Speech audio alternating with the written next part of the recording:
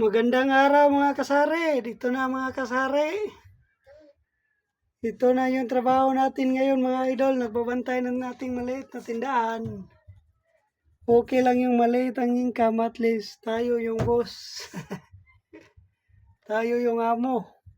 Maliit lang yung kita. Wala naman tayong amo. Tayo yung boss. Okay lang yun na maliit ang income mga idol. Importante pagsimula tayo ng maliit na negosyo. Kahit maliit lang yung income, okay lang yun. Tulad dito, halo-halo, piso-piso lamang.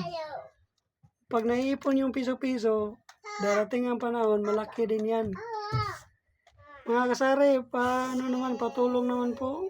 Ako po isang content creator na nag-business ng maliit. Pa-help naman po, paki-follow naman po, at saka pa isang like. Thank you.